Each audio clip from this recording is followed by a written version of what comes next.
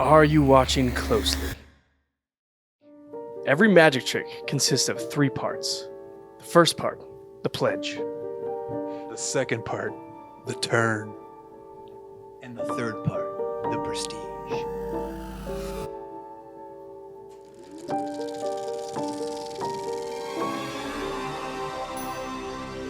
Welcome back to the Cinema Clubhouse podcast. I'm Travis. And I'm Will. And today we are joined by a very special guest, Mr. Daniel Wells. Welcome, Daniel. Thank you, everyone. Thank you. You may be seated. Thanks for having me, guys. Thanks for being here. I even did this thing to my voice. It's kind of raspy. Do you hear that? I feel it. You feel it? You got the sexy Phoebe Buffet voice going on. That's right. I don't know who that is, but that's... Thank you. So today, we're talking about The Prestige. What? I specifically prepared for The Illusionist. Well, I specifically changed it. Oh, that's your trick. That's my trick. Today, we're talking about the 2006 Christopher Nolan film, The Prestige. One of our favorites, I think. Specifically, Daniel's favorite. Specifically one of Daniel's favorites. Let me tell you. Warm apple pie. He Warm told apple us. pie. It is amazing. Can we just dive right into it, or we need to kind of build up a little bit, talk about myself, who I am? I mean, whatever you want. I mean, we got to let the viewers know, like, either like, who is this guy? I saw him on the street the other day, and Yeah, I was driving by this like, this guy looks like he appreciates the I Victoria. called the police. Said, why are you in my house? Some people know me as Danny White Thighs. You know why? Wow, that moved on me. Yeah, it moves. So I'm not as skilled in movies as you guys are. That's a lot of times, people put skills on their LinkedIn or their resume, and it's like, oh, I'm skilled in movies. I don't think this is on our resume. I'm an easy critic. So when I watch movies, like I'm entertained. I think one of the best movies of all time is Master of Disguise. Do you remember that movie? Yeah, Was that I Dana do. White? Yeah. Not many people put that up there as their favorite movie of all time. Like in any movie, it could be B movie. It tickles my fancy. The Prestige is not a B movie though. If you look at Rotten Tomatoes, it's up there. So I think that most people. Travis loves Rotten Tomatoes. Yeah, They taste real good. Yeah. So, but I like these guys. I like the Prestige. You'll find out more in a minute. That's all you need to know about me. That's it. That's all you need to know. Yeah, typical spotlight. We're gonna go through the movie, talk about things we love, things. I did our prepare. first. I see. Look at those notes. Those are the notes that I took. Those are good notes. I'm ready. Our first kind of reactions to this movie, the typical, jargon. Will, why don't you kick us off with the synopsis for this movie? Oh, good idea, Travis. What is synopsis? It's like the synopsis of Just in case gotcha. they're watching, they haven't seen this movie. I don't know why you click on the thumbnail and you haven't seen The Prestige. Oh, because it was whatever's trending right now, so they would click They on saw it. me and they're like, whoa. Very trending movie, The Prestige, right now. But if you haven't seen it, here's a brief synopsis of the movie. Christopher Nolan's The Prestige from 2006 follows the fierce rivalry between 2 magicians in turn-of-the-century London. The driven showman, Robert Angier, played by Hugh Jackman, and the brilliant, secretive Alfred Borden, played by Christian Bale. Once partners, their friendship shatters after a tragic onstage accident, sparking an obsessive competition to create the ultimate illusion. As their feud escalates, both men's lives spiral into deception and sacrifice, drawing in their mentor Cutter, played by Michael Caine, Borden's wife Sarah, played by Rebecca Hall, and Angier's assistant Olivia, played by Scarlett Johansson. When Angier seeks the help of eccentric inventor Nikola Tesla, played by the late David Bowie, the line between illusion and reality blurs, leading to a shocking final revelation about the true cost of obsession.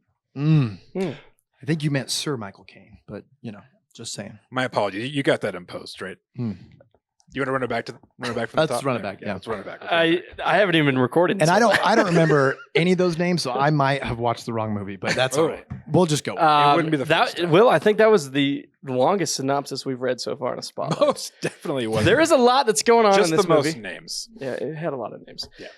No, this movie is, it's great. Let's just get into it. Daniel, first impression of this movie.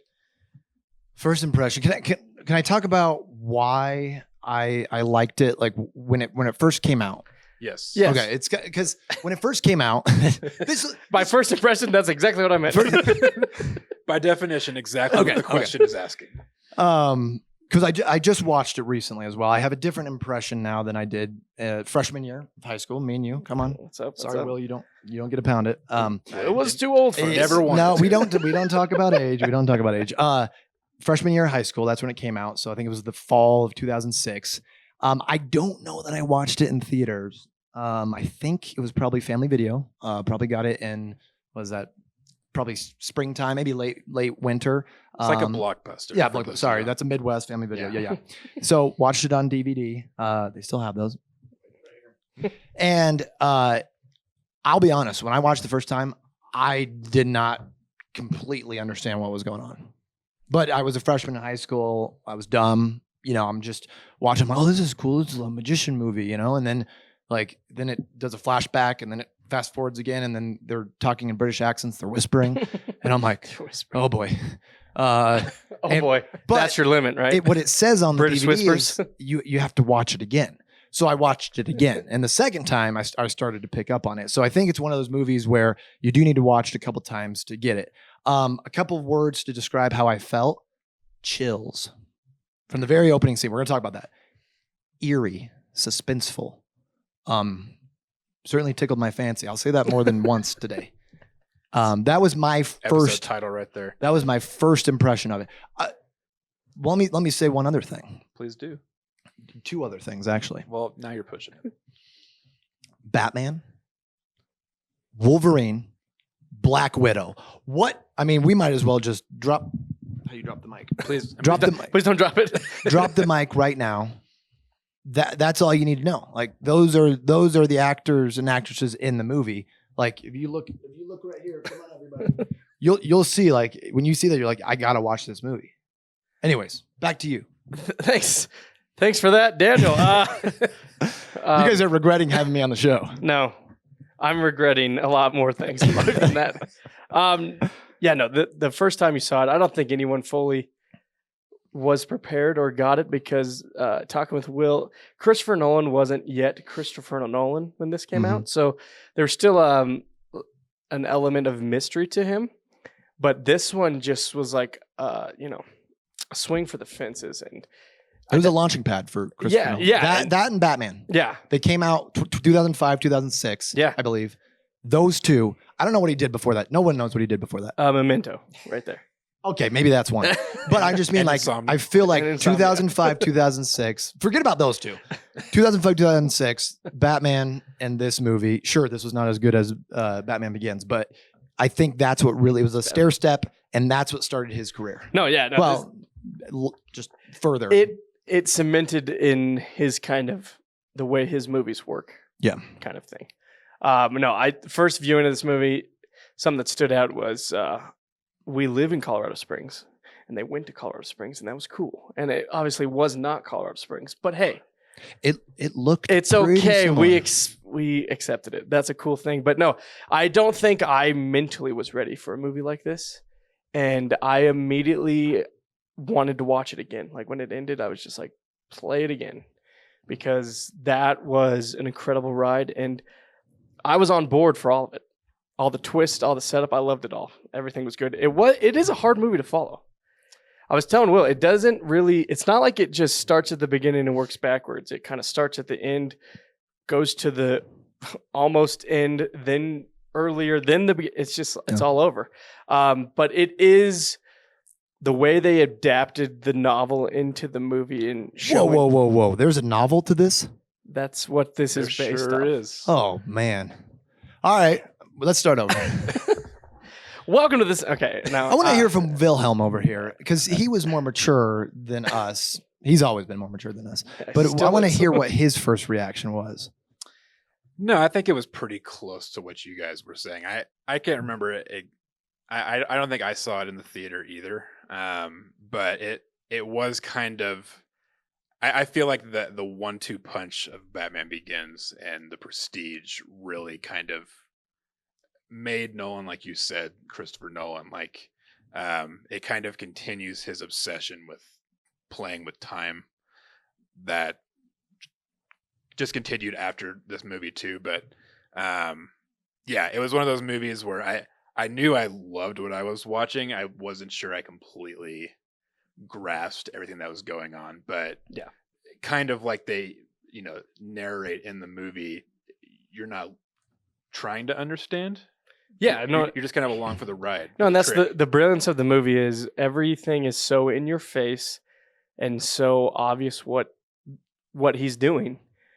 But in the beginning monologue, he says, "But you're not really looking." Mhm. And as the audience member, you're really not, because if you were, then there would be no twist, and you'd be like, "Oh, I already know." He was dead all along. Yeah, that's right. The dinosaurs are here. Wait, someone died Right? in this movie? No, it's just like it's one of the most brilliant like setups and payoffs to where it's like, yeah, because some movies set things up kind of like when stuff gets set up off screen, and you're like, well, yeah, no one saw it coming because you didn't tell us. Hmm. This one, everything's on screen and it's literally spelled out for you. Yeah. And you're just Multiple times. multiple spelled out for times, you. and that's the beauty, and it works. And this is one movie that just gets better each time you watch it. You pick up something new, you pick up something you didn't see the first time, and that's the brilliance of Christopher. And I watched it with subtitles, so they literally spelled it out for me. They literally spelled it out, and his subtitles only are one letter at a time, so the movie takes real long. Weirdly enough, he was watching it with Chinese subtitles. Yeah. I didn't know how to change it. He was taking notes. He's like, "All right." He had lots of notes with the Chinese. That's good. No, let's just talk about what are some favorite things after you watch this first time, like something that stood out. That you're like, Opening this is- scene. Opening scene. Yeah, it's so good. You guys, I know you guys have done an opening scene podcast. I did not watch it, but this Neither should did be anyone on else. it. This should be on it. It's good. Are you watching closely? Yeah, it's good. You Did you hear that? I did. Okay, I mean, can say it I again. hope so. It starts out. For those that don't know, it starts out in the woods. Soon later to be known as Colorado Springs Woods. This Colorado Springs Woods makes woods sound scarier. No, it's in the woods. Forget I said Colorado Springs. Colorado Springs is not that scary. It's in the woods, and there's just a bunch of top hats. Yeah. Have you ever been in the woods and seen a bunch of top hats? I have, and it's scary. Not at the same time. Okay. Yeah. And it's windy and it's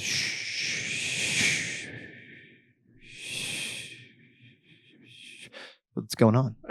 And you're watching closely. And then he says it. Are you watching closely? And then it's like, yeah, I've been watching closely this whole time. Yes. But that's all it is. Like it gets your attention and you're like, whoa. And then we'll get to, No, it kind of comes back later too. Nolan's but- very good at introducing you to whatever kind of world of his movie. Yeah, it's mysterious. It's like, huh. Yeah, what's it's going always on? there's always question marks, right? You don't really know what's going on. Like you said, the top hats, the Michael Caine voiceover explaining the 3-act structure of a magic trick and kind of what that does, and intercutting with the end of the last trick that's performed.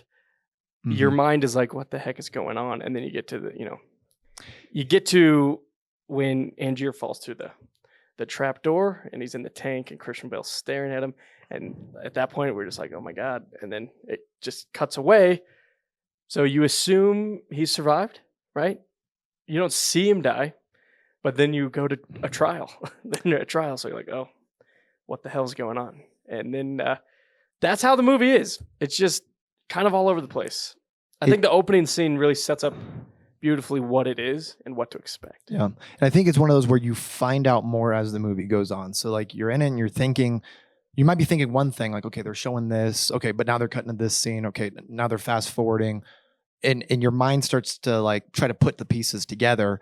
But then you're kind of thrown with a twist and you're like, oh, it's like this. Or, oh, like you're constantly doing that game. And so it's almost better to just try not to figure it out and just be like, hey, like you said earlier, we're along for the ride. Because if you try to figure it out, you might get lost, and then you might get disappointed when it's something different than what you think it is. Yeah. Well, Nolan's setting up a magic trick with the structure of the movie. Yeah. Good point. I mean, every good magic trick usually is you're told exactly what you're going to see, and then the trick begins, and it's about kind of following through with that, and we basically see the Prestige from the start. Yeah. Well, the beauty of the movie is it's like what it's explaining is what the story is also doing, but I don't think you really realize that until towards the end. Yeah. That you're kind of watching a mirrored. You're watching as an audience member of the movie, and then also from the perspective of audience members of the trick. It's crazy. It's a crazy movie to try to break down in structure, because it really has no structure. But we're gonna try. Yeah. So let's go ahead and talk about kind of the setup of the movie, the pledge, if you will. That was good. You know, He's good. we're brought into turn of the century London. Mm-hmm. All this magician stuff going on. It's all these different acts happening. We're introduced to our main characters, Angier and Borden, Cutter. How are we feeling about them at the beginning? I think it's it's kind of hard to figure out the dynamic of the three of them, because it seems like Cutter's not happy with either of them, and they're not happy with each other. So it just seems like they don't work together well. Is kind of what it like from the start.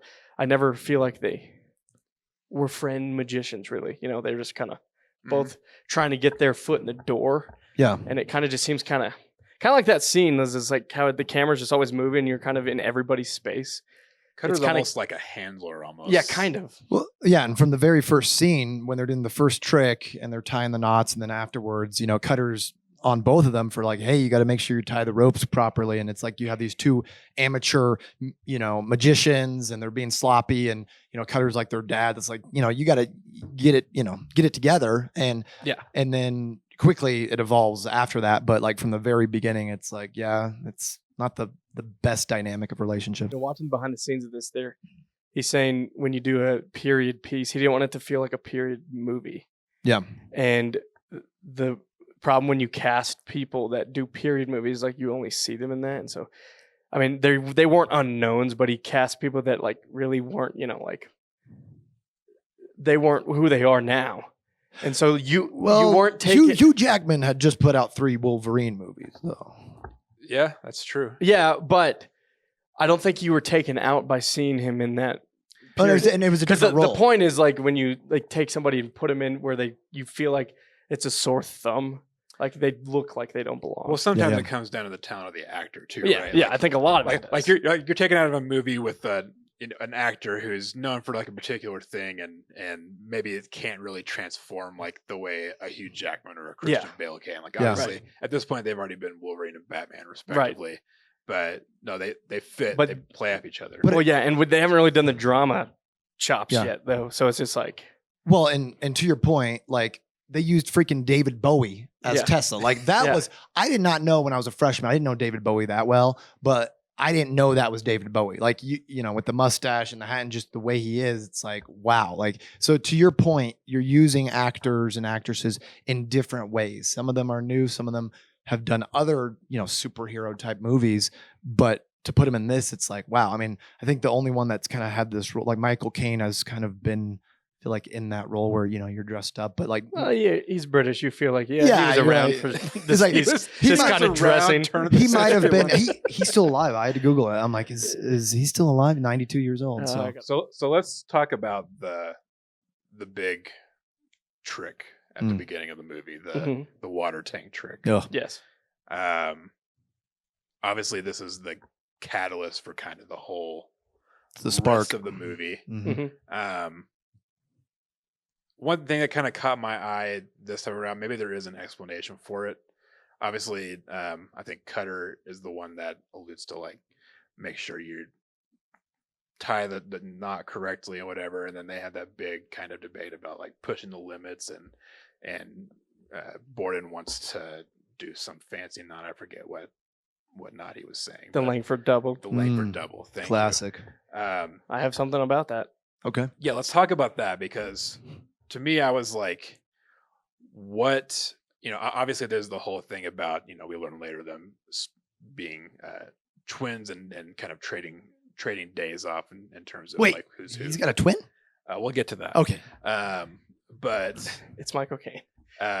Aside from all of that, I never really understood why, like who is that, like the Langford double not impressing. Like I know Borden's kind of thing is like impressing like other magicians, like like tricking other magicians, whereas Angier is more about like the audience like reaction. Let me give my 2 cents because I think you're going to slam it home because you knew Langfield double. I can't even say it.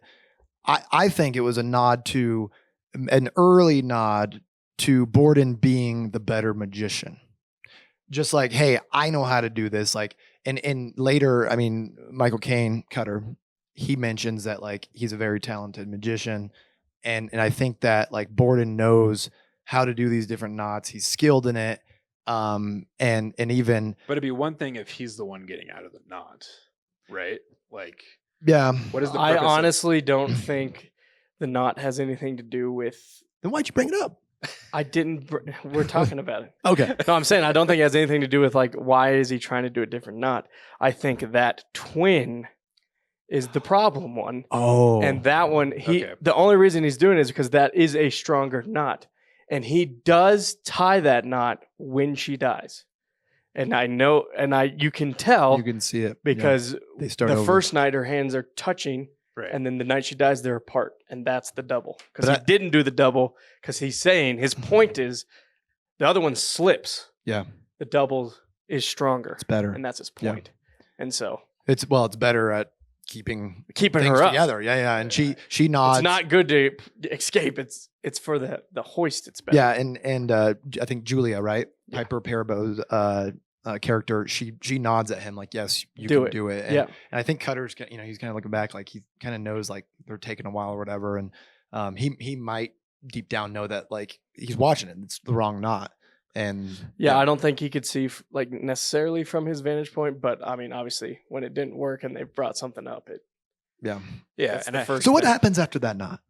Well, no, I guess the point I was trying to make about that was who that knot is for, because obviously, Julia is in for doing the Langford double. Borden's twin can do it. Obviously, Angier is not part of that discussion. Right. Like who is that knot for is kind of I think it's more like a rebellious thing, like that twin is the problem one.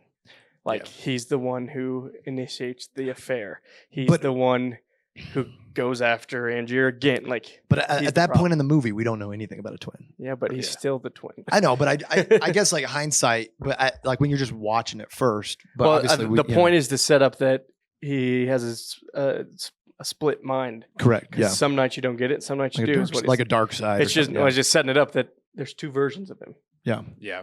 It's the first key at what the prestige is. The first sign of like, right. Yeah, I don't know. This always kind of confused me, especially this time around too. Like, not exactly, it doesn't click. But let's get into the fun part. Let's get into the drowning part. Let's get drowning, the fun part. Exactly. Yeah. So sorry. Yeah, so Julia drowns. Yeah. Obviously, that sends Angier spiraling. Yeah. Creates. I mean, they already kind of had a rivalry. It seemed like it was brewing. It was more of a playful kind of rivalry. Yeah. Now it's a vengeful one. Well, and I think the beauty of Angier's obsession, you can see it evolve through the movie. Like the first obsession is to figure out what knot he tied. He's obsessed with that. That's all he cares about. Mm-hmm. Second obsession is to figure out how he did his trick. Yeah. And the third obsession is to be better than like that. Yeah. Like, yeah. So like you can see like the first one is literally he just wants to know, is it your fault? Mm-hmm. And he's obsessed with finding that out. Well, and you mentioned Angier. I'm going to make an argument throughout this podcast that it's more of a one-sided rivalry. Now, there's certainly Borden. There's certainly some things that he does, but it's more Angier than Borden. There's many times where Angier mentions like, he's got the life I should have, or, look what he's doing now. And he attacks first. What Borden or his twin did initially was an accident. Mm-hmm.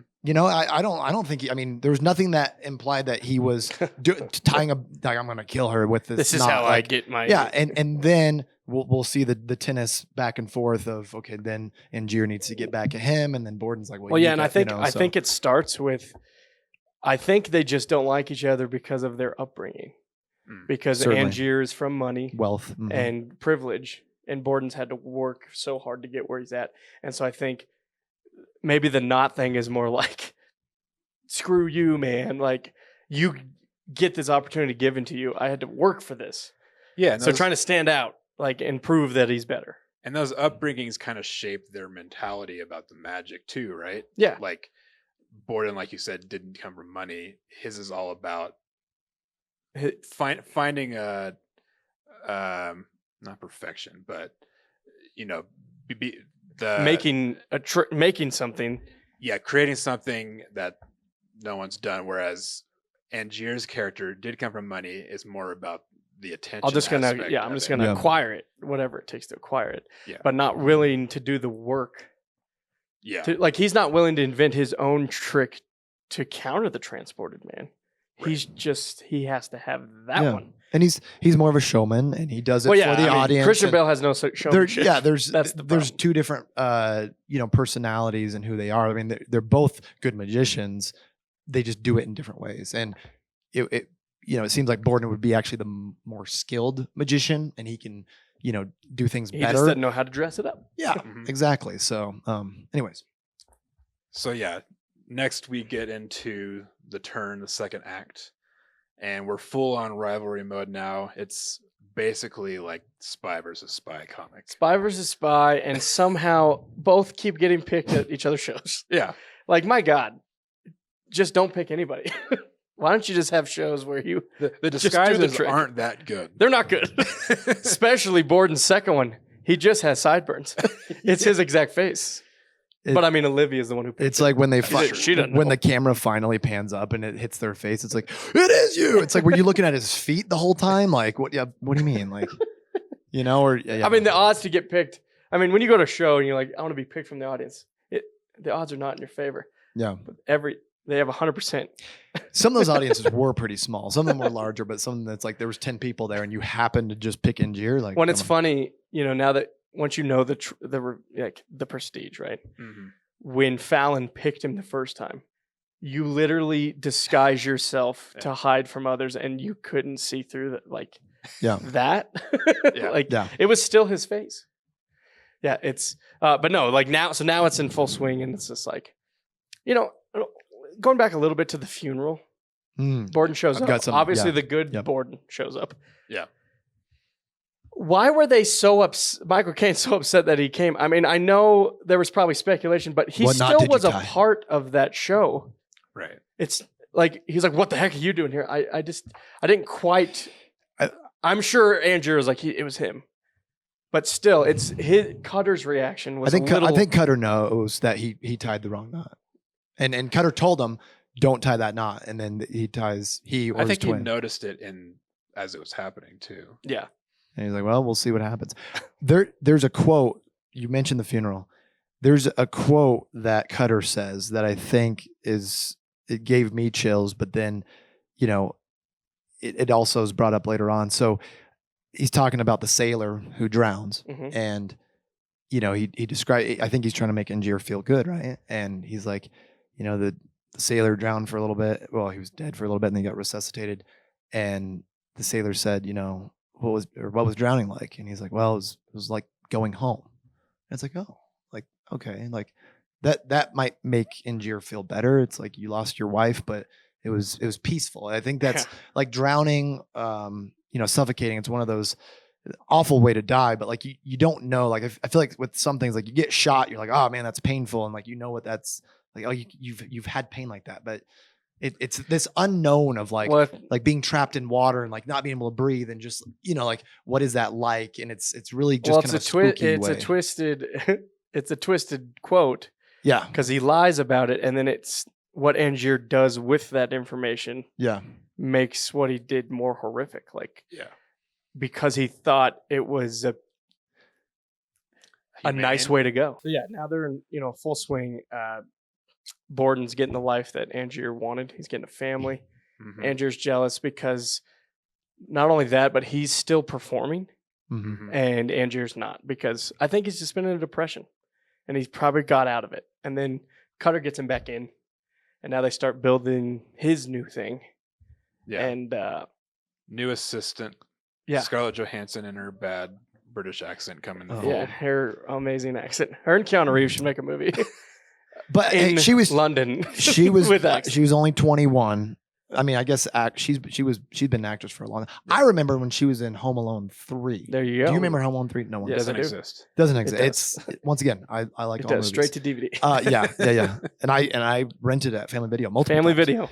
And It's like a blockbuster. and You guys want to be a so sponsor? she's new, and I think some people that might look back now at this movie, if they haven't seen it, maybe they weren't even born before 2006. And they're like, wow, Scarlett Johansson movie. I need to watch that. Like Black Widow, like highest grossing, actress of all time. And then you're like, well, not really about her. Like No, she's in it. To be fair, I mean, the accent wasn't like the most terrific thing ever. It just wasn't great. Yeah. But I mean, her performance was still good. Yeah, no, she was good, and she got in the middle of She both of the she storylines. She played her role. She did a good job. I think it was a launching pad for her career.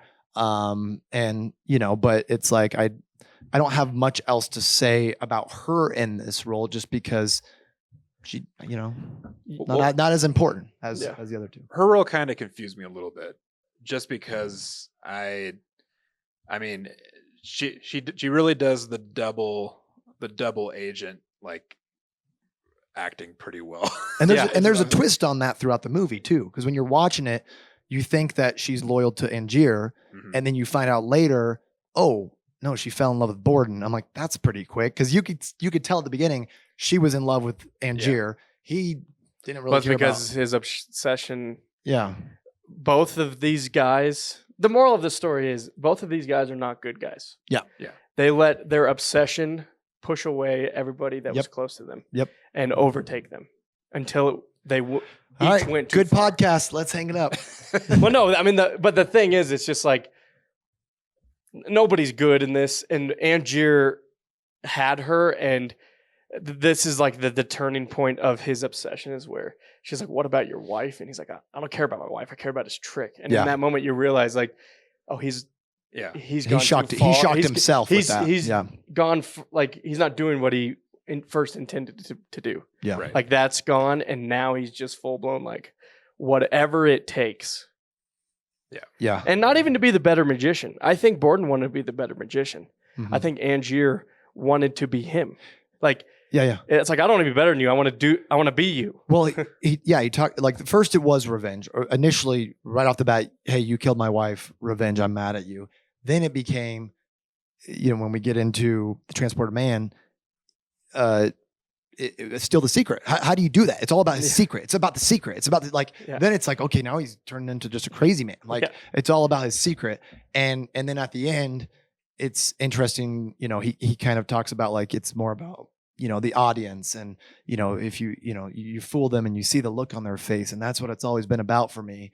And, I think Borden was more like being just truly a great magician and in just being an expert at your craft. And he mentioned at the end, like, oh, it's easy to steal another man's trick. Like it's so easy, it's nothing. I think the word is it's nothing to steal another man's trick. And then Angier says it's everything.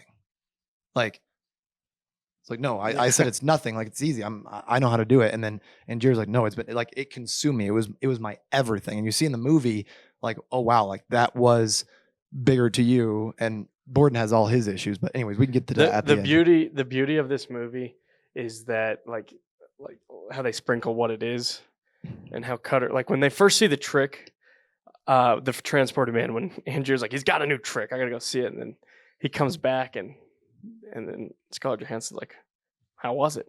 Yeah. He's like, it was the greatest magic trick I've ever just seen. taking off his mask. And we never get to see his Transporter Man play out. We always see the audience's reaction to it. And Cutter is just like, he uses a double. Yeah. And he's like, it's not that simple. And it's just like, yes, it is.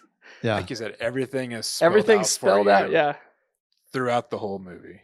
Oddly enough, this movie is one of my most quoted movies, which I think is an obscure movie to quote. I wrote super down bizarre 20 quotes. 20 quotes. I say, how could you not know once a week to people when I ask them something. But let's get into, so he uses a double. And Michael Caine's like, I don't know how he does it, but that's how we're going to do it. And then they have to go find his double. this is one of the greatest characters.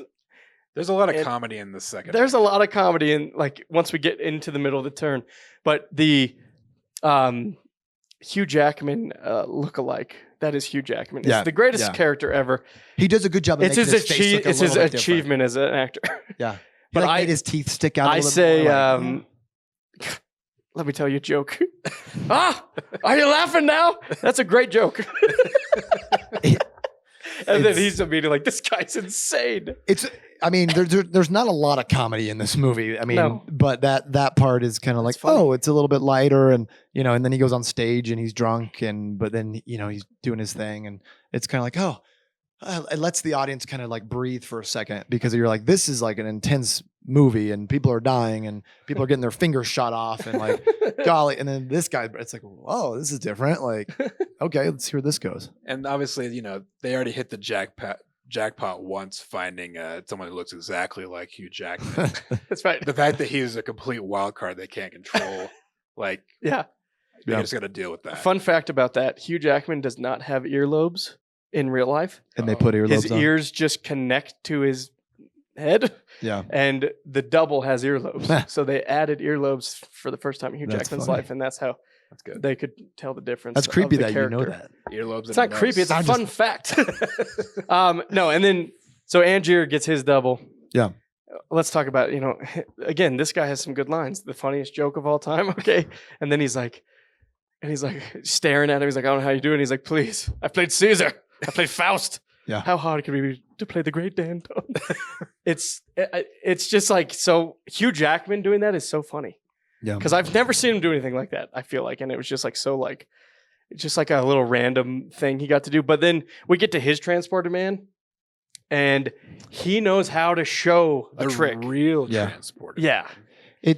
It's Such a it's so good, cool. it's amazing. Like, if I would have saw that yeah. in the 1800s, I would have been like, With the hat, yeah, when to catch when the he hat. tosses it up, I'm like, how would I toss What that is up? the angle? And then you come out of it, you're taking up an elevator, shot up, and then you got to like grab this hat in the air, like It's crazy. golly, like, And then, to our knowledge, he only successfully does the trick once. yeah, Because Show once. I mean, I'm sure maybe he got a couple more shows where the guy did it. yeah. But then the guy starts showing up drunk. the double doesn't work out for old No. Angier. Nope. So His to the- obsession after that is, how does he become the Prestige? He Yeah. wants to be the Prestige. That's all he wants. Yeah. Like, he wants to be the end. Yeah. So how do you do that? how you do that, you find Figure out Nikola Tesla. how Borden did it.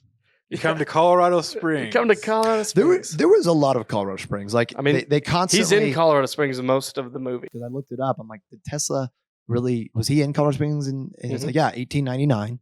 So that's when he was. It was only like a half a year, 1899 to like January of 1900. Yeah, because he was doing And some weird experiments. he was like, get and- out. and it's like, he literally was on the peak. They mentioned the peak in the movie. Mhm. He was on, they'd say the peak. They don't say Pikes Peak. When was it called Pikes Peak? Anyways, I think it was before that. It was called Nikola Tesla it was named called, it. Yeah, it was called the peak, and obviously the static electricity, and you're up in altitude, and so all of that. It's like, wait a second, did this movie really happen? Like, did this really happen in real life? Like, Well- then you start to think, was it based on a true story? Like that historical element, I thought, Well, I think was the really cool. world building makes you feel like this definitely could have happened. Like, Yeah. I mean, until the end, it doesn't really feel too far fetched. No, this did happen. I know it did. This is a historical document. Then it basically becomes science fiction now. Yeah, this movie hits every genre. Yeah, it hits It's a every drama. genre. It's a comedy. Science Science- fiction. Well, Angier mentions, he's like, this isn't, when he finally does, his Transporter Man, this isn't magic. This is science, I think he says. I think he says at the end, right? Yeah. Well, and I think it's so funny that, because again, we haven't really talked about this, but they're reading the journals, each other's journals. Yes. And that's how we're kind of guiding through this movie, is from each of their perspectives, Yeah. and how Borden knew he could trick Angier to probably waste all his money Yeah. to go to Tesla. And all he did was get Tesla to build something that looked cool, because obviously it didn't affect his trick at all. Yeah. But to Angier, that was the secret. And he Yeah. did that to be like, oh, he'll go to Colorado and spend all his money. It's all Yeah. about the presentation. Yeah. And so I think that's a cool thing. Another thing I picked up back to the journal is like if you look at Borden's journal, there's different handwriting on each page because it's one The of cipher. well, no, it's Oh. the different twin writing in it each day, Ah, so they don't have the exact same handwriting. that's good. You told me that, and I tried to pay attention to it. There's there's one scene where it's just like the structure of the words. You're like that does not look like the same like the same. Well, and person some of that, writing. like when you watch it the first time, you're not going to pick that up, No. right? And so it's not until the end. I mean, when you mention that, I'm like, I did pause a couple times. I do my and- best to not try to overthink movies. I try to just sit back and let the movies do what they're Yeah, supposed but to when do. you watch it the second time and you're After that, it's fair game for me to yeah. nitpick it and figure it out. But yeah, so now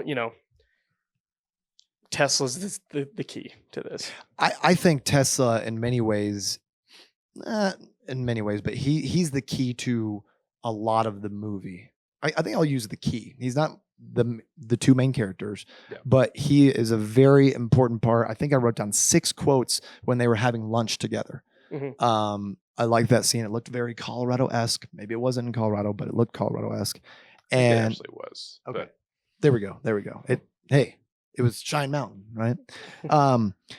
So, he mentions, I've got the quotes here, like society only tolerates one change at a time.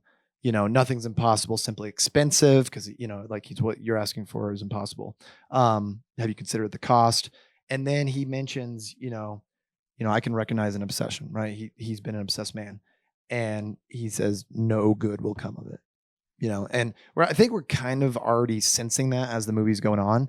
And he says one day, because Angier asks him, he's like, well, you've had your obsession. And then he says, well, one day my obsession will choose to destroy me.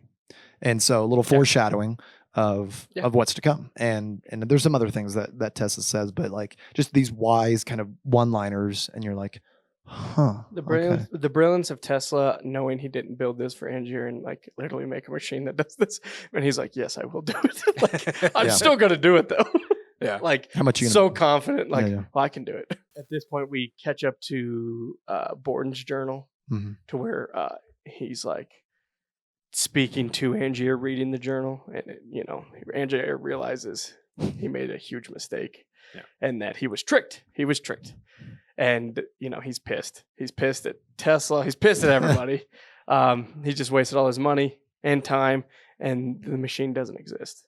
But the twist is it does. It does exist. Turns out it does. It turns out Tesla was not lying. I'll be honest. When I first watched the movie, when I got to the end, I thought that Tesla also made a machine for Borden. I did not pick up that it was a twin. I thought that he had the duplicate, the clone. That's what you were meant to think.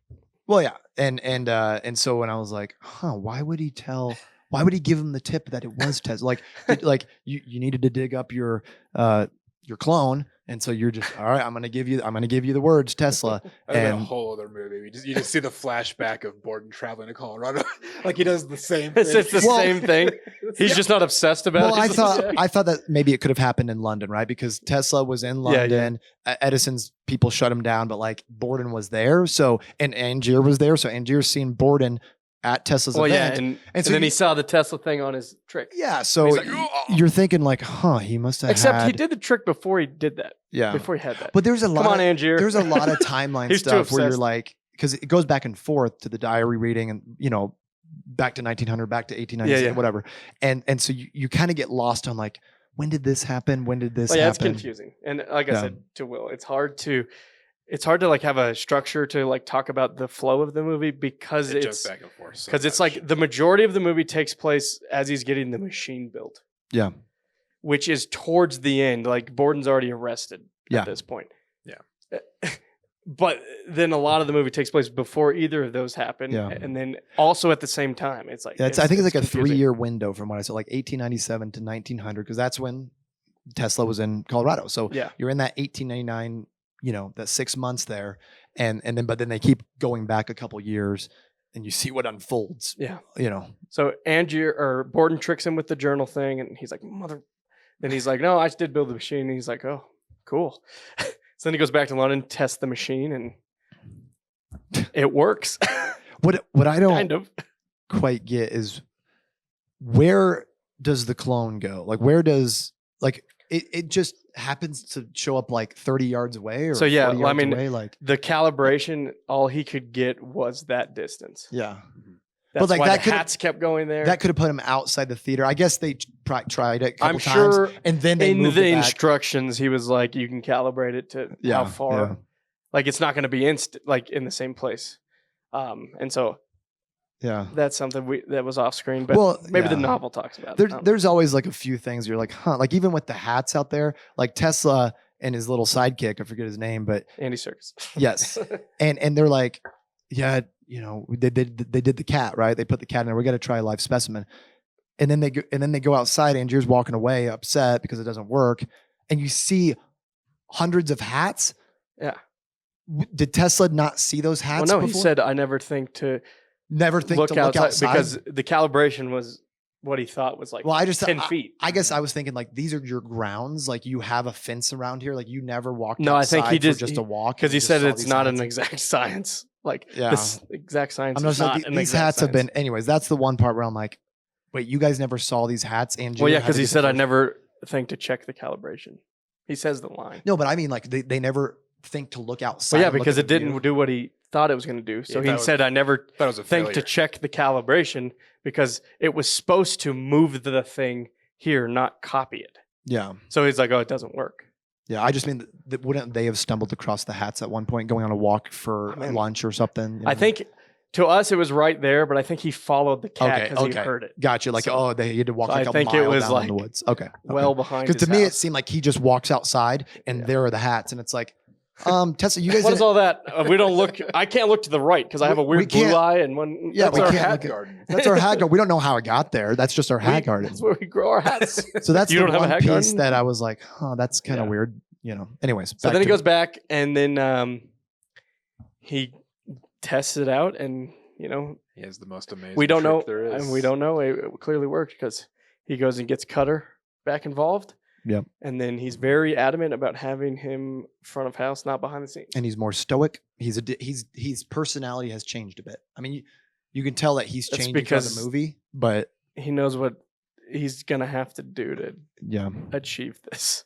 he's yeah.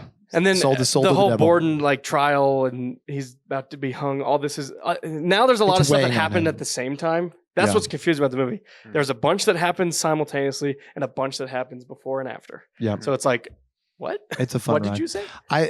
I think it starts to get a little spookier too because he hires the blind helpers. He clones the blind helper. Oh, that makes sense because they do look very similar. They're the same guy. Yeah. Maybe there's not a lot of blind guys that Blind need guys. work. There's in like London. 4 of them. I'm like, So- how did you? I was thinking, and I'm glad you brought this up. Like, it's Yeah. helpful for me. I'm like, how did you find 4 blind guys? So what to help happens to you? them? There's just 4 of the same guy that just now exists. Yeah. Yeah, so I thought that was weird because the guy that, like, when you look at him, like when they're loading it up, it's the same person. So he cloned them so that they wouldn't see what was in the tanks. Yeah. I'm like, okay, but how did they get the tanks and drive them to the place Yeah. if they can't see? Incredible. I mean, driving in turn of the century London in the first place, I mean, the horses know where to go, I guess. Yeah. crazy. But unloading that's heavy.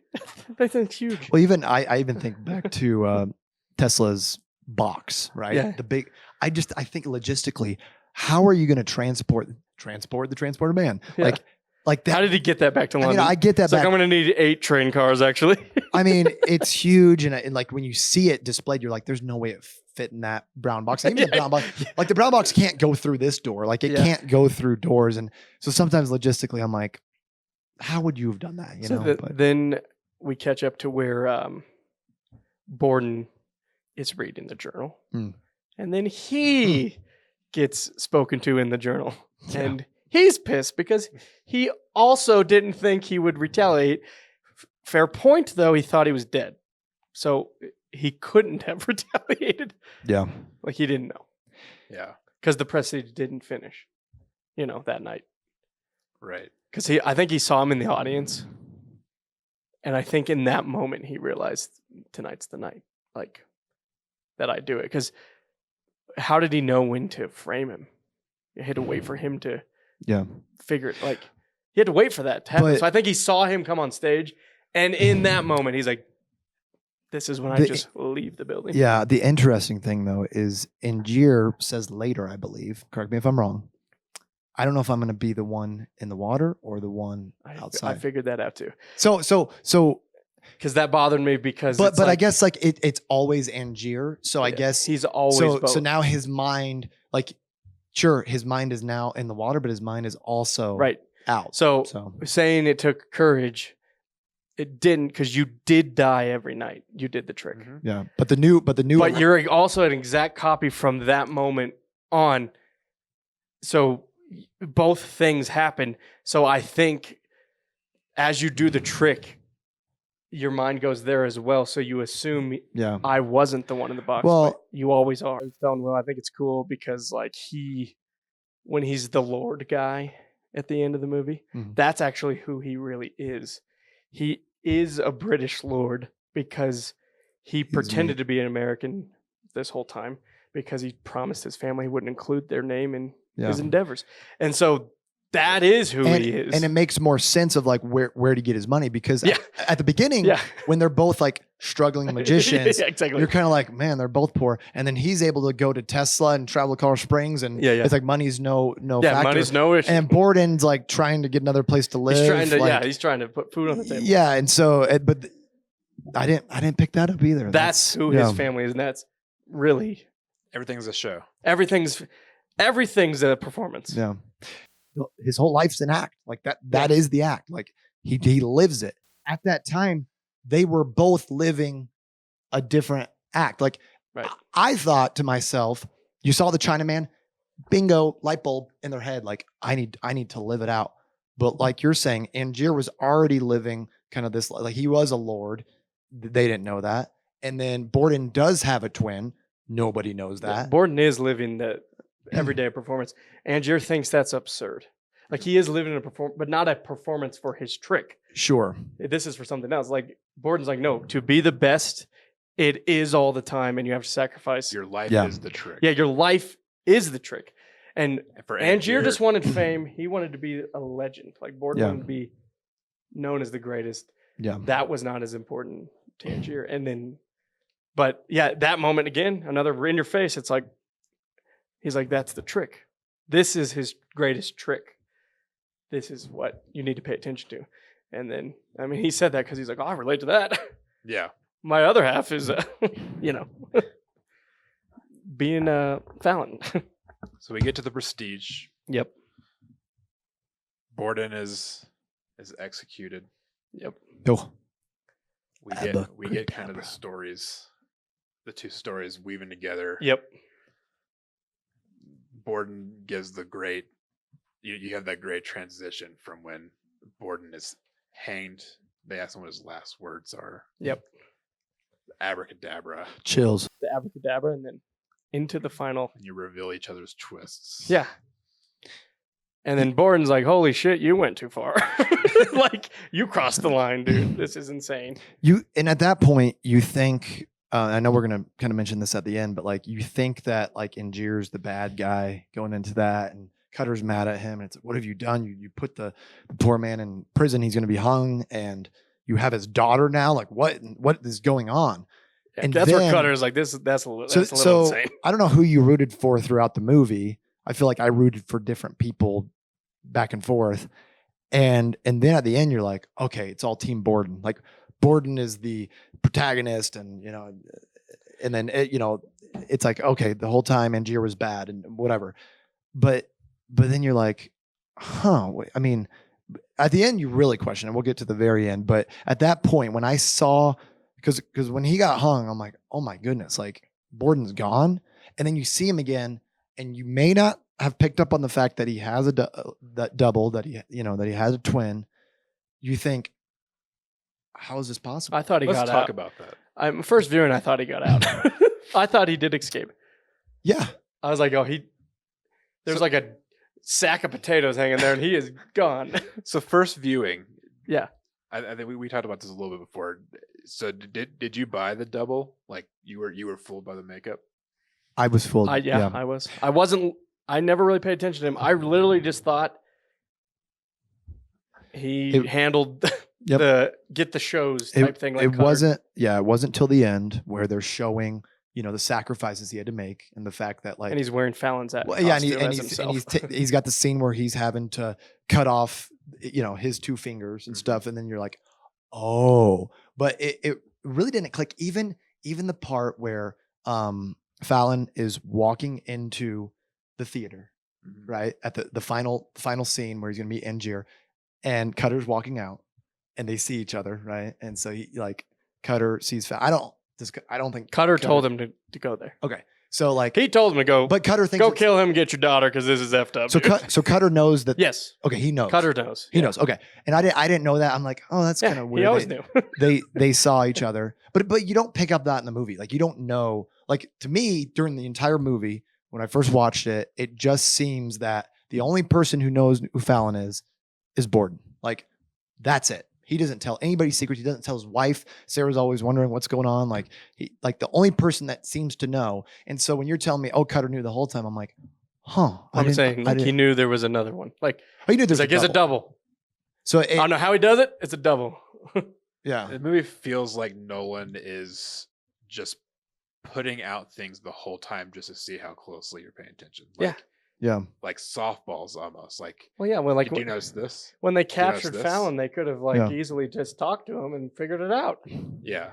But you're They thinking the didn't. whole time, you're thinking clone. Well, The yeah. movie makes you want to think that. So when you see it, you're thinking Borden, it's Borden again. Wait, what? How is there 2 Borden? Oh, Borden must have cloned himself. And then you find out, oh no, it's not a clone. It's And a then Andrew's twin. Like, oh god. and then right it's in like front of my face. because like a lot of times with twins, even identical, you can see some differences. And so, like I feel like Angier would have been when he saw Borden at the very end, like, who are you? Right? I mean, it looked exactly like Borden because it's the same actor. Well, he was like, oh, But- he did get out. Like I think in that moment he's like he yeah, I don't think he. Yeah, I don't think he thought it was another like person. yeah, he didn't know it was Fallon. Well, I mean, didn't he when he's walking up to him at the end, doesn't Angier say Yeah. like twin? Well, yeah, when he throws him the ball Yeah, yeah. and he catches it, and then he gets shot, and then at first he's like, "What? A brother?" a brother. twin. Yeah. Yeah. Then he realizes, and he's like, "Oh, it was another." I mean, yeah, there was 2 people. Well, and he would have known that Borden would have not had the finances to go get Tesla to make a machine and do the same thing. Like, Well, I think his obsession blinded him, and like he couldn't see what was right in front of him. oh, so so during the movie, Angier probably did think it was a clone. Well, he did. That's why he went to Tesla. yeah, And then when he read the journal, he realized that was a joke, and then I was like, "Oh, you're lying to me." that's And he's like, "Well, I never said I made a machine for your friend. You asked if I could make this machine. I said yes." yeah. Type of thing. So yeah, it's like the point is if you're blinded with revenge and obsession, you're gonna miss what's right in front of you. And Yeah. I mean, Borden obviously hit it well enough. No one really knew, especially when Olivia told him to stop using the glove, Yeah. Mhm. because that's what sets you apart. Because you're like, it's the exact same. Everything is out in the open. Like, Yep. like it's set up like a magic trick. Like everything is spelled out for you. Everything is foreshadowed a million times. From the bird trick at the beginning, Mhm. where the nephew or whatever of The Sarah kid is like, crying. Almost shattered Borden's whole where's world. where's the brother? Yeah. Yeah. When he yeah. says that, and Christian Bale's reaction is like, "This little 8-year-old shit just saw through my entire facade." Like, Yeah. he figured it out. Well, and everybody's gonna. it's like figure it out. he's looking at a future magician. He's like, you got a smart kid. Yeah. And everything is just the bird trick. Everything's the Yeah. bird trick. Everything's the bird trick. Yeah. The transport. The really transported man is the bird. Yeah. But no, and then like when she asked him how he does the bullet catch, her line of, "Oh, once you know, it's so obvious," and like once you know the twist and you go back and watch it, you're like, "How the hell did I not figure that out the first time?" Yeah. Yeah. And then Michael Caine answers that by saying, "You're not really looking," and you're like, "You're right." Shake his hand. You're like, "Wow, that was incredible. Thank you." Can we go back to the ending? Please. The I mean, Prestige. we're still at the end. Okay, we're still at the ending. Yeah. So I wrote down some quotes. It's Angier and Borden talking to each other. And I mentioned earlier, Borden says it takes nothing to steal another man's work. It takes everything, Angier says. So just kind of two different ways of thinking about that. And then Angier says the world is simple, miserable, solid all the way through. But if you could fool them, you can make them wonder. You got to see something very special. It was the look on their faces. And he mentions many times throughout, like, when he goes down below, he doesn't get to see the audience. They're applauding for the guy that they found that looks similar to him. And, like we said, like he really wants to see people's reactions. I don't know if it was always like pride in Angier. Like I think there is some pride there, but he likes to see the amazement.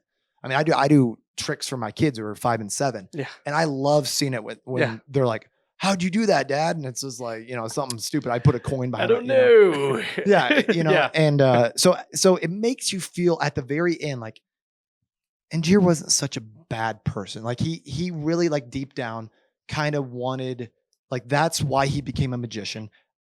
The obsession ruined him throughout the movie, but like deep down, that's what he wanted as a magician. We do not get Borden's rebuttal. We don't get a rebuttal from Borden after that is said. It was the look on their faces. So my question is, does Borden feel the same way? Is it kind of like, hey, Borden, you and I, we came into this together. This is why we got into magic illusions. And Borden, it says nothing. Then it cuts to Cutter. Cutter starts talking, and he's talking about, you're looking for the secret. He goes to the pledge, the turn, just kind of wraps it in a nice bow. And we never hear from Borden again. It's because I think Borden realized that Borden realized there was more to life than that. And the Borden his that daughter died, was that. And I think, but again, Borden's still not a good person either, because he wasn't there for Sarah and his daughter the way he needed to be. Yeah. And he was willing to still do that even if he knew that was wrong. Like, he still kept the trick going. Yeah. And he lost Olivia too. They both lost people they loved because of their obsession with this craft. Both are corrupted by obsession. The motivation and the trajectory are just different. Yeah. And I think Borden at the end realized that's why he's like, he won, let him be. He says it has Borden to Fallon, and that's another obviously Fallon doesn't go there. Yeah. He's like, let him be. I think in that moment we realized what's more important is this isn't the most important thing anymore. Yeah. And I think they were splitting because obviously the other one still loved magic more than anything. And he realized, there's more to life. And then but you do feel a little better. He's reunited with his daughter, and he can, if it is his daughter, you know what I mean? We don't know that either. Yeah. Could be a clone. No, I'm saying it could be the brothers. I know. Yeah. Well, and yeah, I mean, like, one thing I think you asked me at the beginning is like, is there a winner or a loser?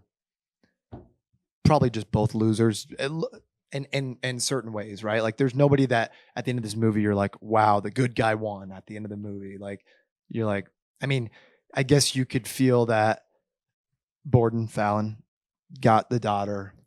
That's the one thing that you're like, that turned out good. That you don't want to see a little girl without her father. So that's the only winning part of the movie, in my opinion. I mean, ultimately, I think, both men got what they were seeking, but like Tesla said earlier in the movie, obsession cost them everything. Yeah. Yeah.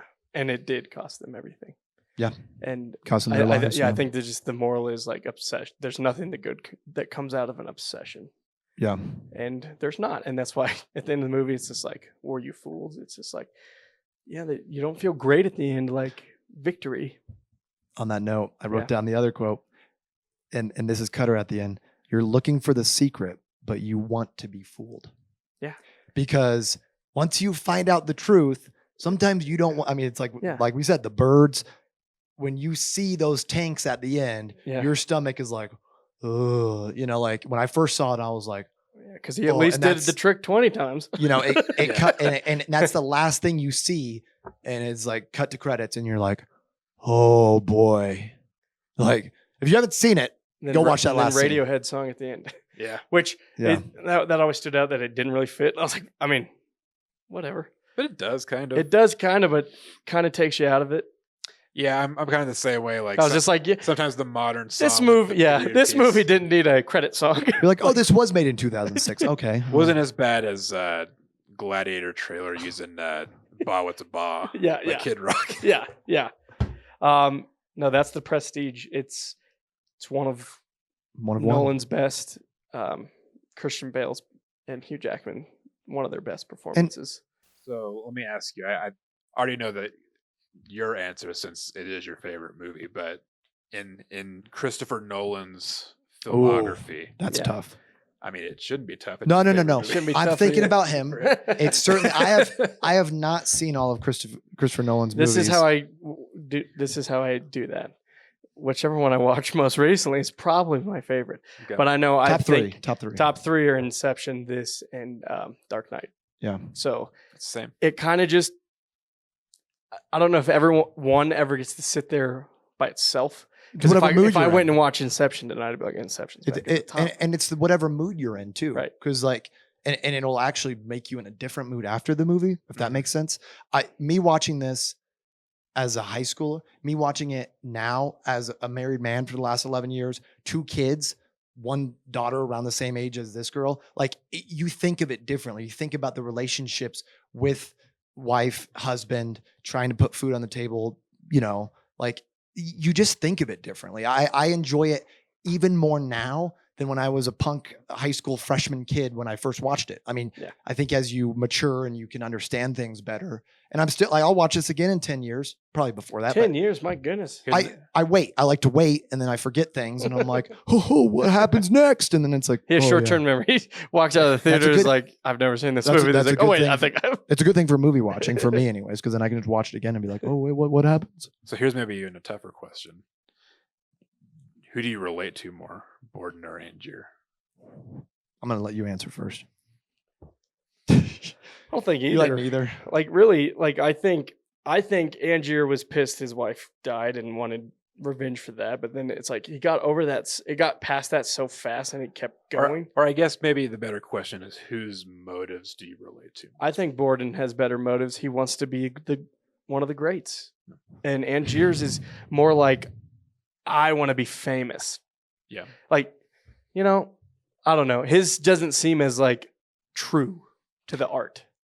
Yeah. For me, both of them, it depends on the situation and not the the true person of who they are, but like there's times where I like to put on a show and I like to be up there on stage and I like to make people laugh.